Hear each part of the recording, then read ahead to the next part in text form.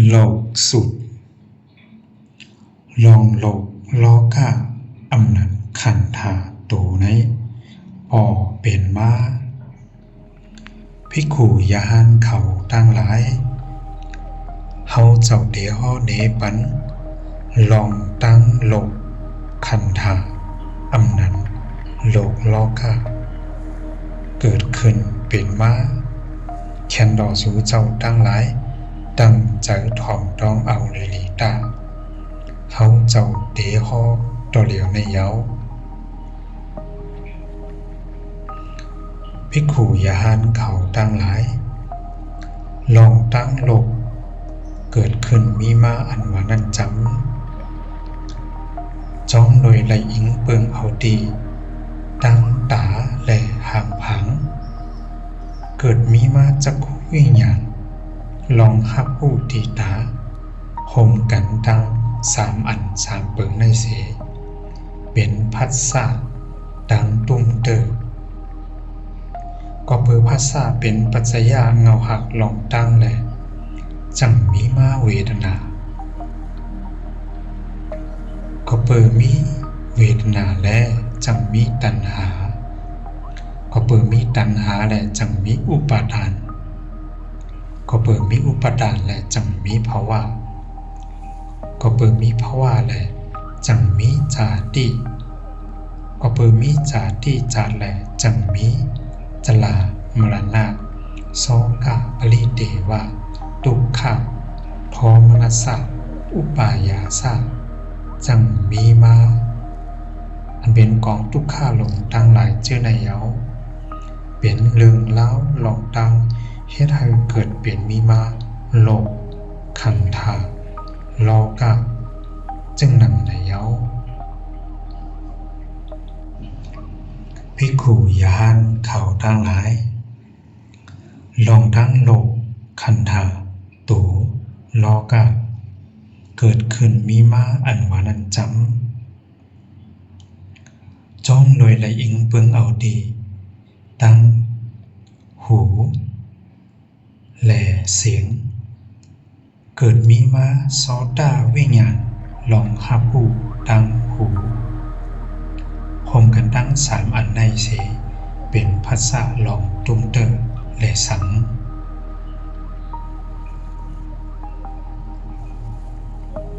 จ้องหน่วยไหลอิงเปิงเอาดีตั้งขาหน้าคูหนังและเสียวอายเกิดเป็นมีมาขาหน้าวิญญาณลองหับหูตั้งคูหนังพร้อมกันตั้ง3 อันในเสเป็นมีมาพัสสะลองตุ้มเตอและสังจ้องโดยไหลอิงเปิงเอาดีตั้งจิงว่าลิ้นและอารัสสะเกิดมีมาจิงว่าวิญญาณลองหับหูตีลิ้นพร้อมกันตั้ง3 อันในเสเป็นพัสสะลองตุ้มเตอในและสังจ้องโดยลองอิงเปิงเอาดีกายาโตและลองทบตุ้มเตอเกิดมีมากายาวิญญาณลองหับหูตั้งโตโฮมกันทั้ง3 อันในเสเกิดเป็นมาพัสสะลองทบตุ้มเตอในเลสังจ้อมโดยในอิงเปิงเอาดีตั้งมโนเจอและธรรมายงอายงทั้งหลายเสเกิดมีมามโนวิญญาณลองหับหูตั้งเจอโฮมกันทั้ง3 อันในเสเกิดเป็นมีมาพัสสะลองตุ้มเตอตั้งเจอก็หนังนั้นก็เพื่อพัสสะเป็นปัจจยาเงาหักลองตั้งแลจังมีมาเวทนาก็เพื่อมีเวทนาและจังมีตัณหา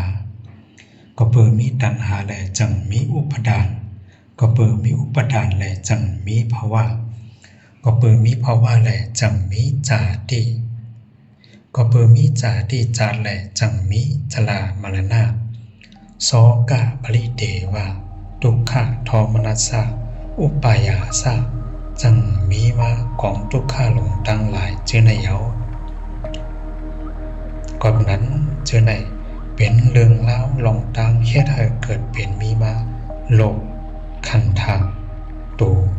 ลอกะจึงหนังในเยาจึงหนังไหนหนังเก่าภิกขุยานเขาตั้งหลายลองตั้งโลกคันทาลอกะตูรู้หมดกว่าอันว่านั้นเป็นเจ้งหือไหนภิกขุยานเขาทั้งหลายเว้ยจอมลอยไหลอิงปึงเอาที่ตั้งตาแลห่างพังเสเกิดมีมาจักคู่วิญญาณลองหับหูตีตาห่มกันสามอันในเส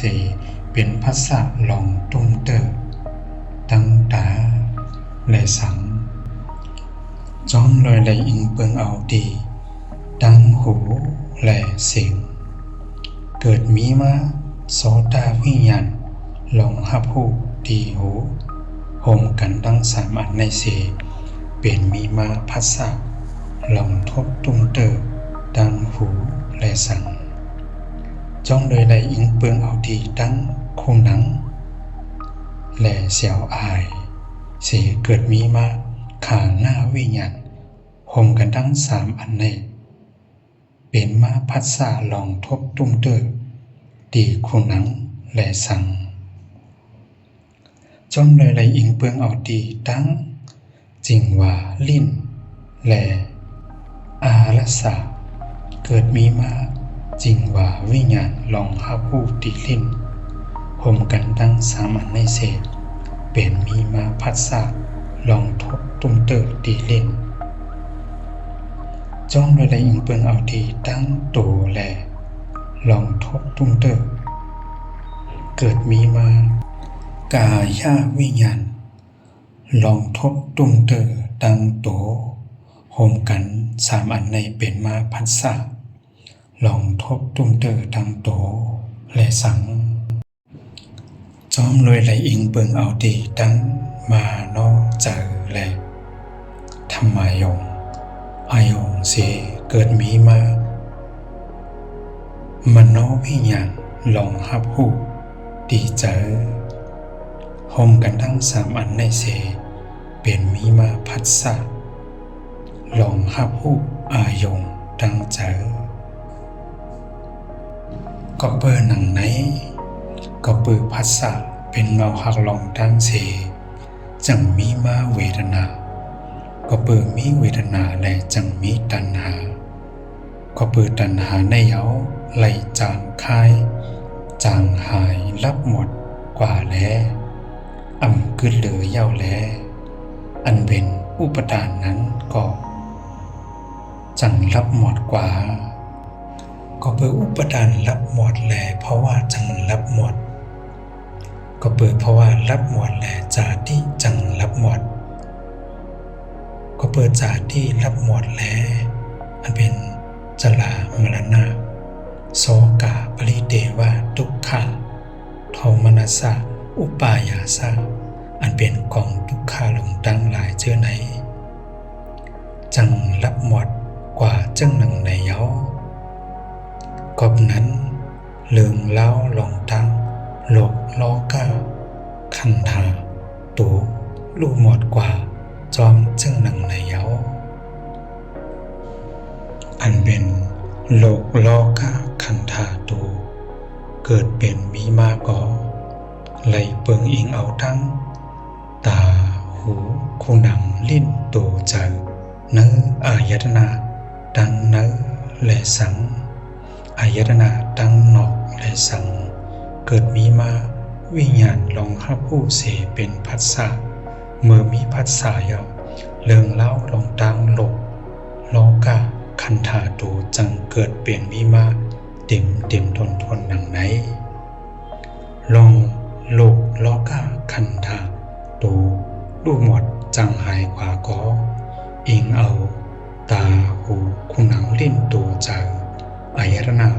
ดังเนื้อหกเปิงและดังนอกหกเปิงเกิดมีมาลองหับหูเนื้ออายตนะดังหลายเสเกิดเป็นผัสสะ เมื่อผัสสะเกิดขึ้นเวทนาเกิดขึ้นเมื่อเวทนาเกิดขึ้นตัณหานั้นเลยจางหายจางคายรับหมดกว่าแลเรื่องเล่าลองตางโลก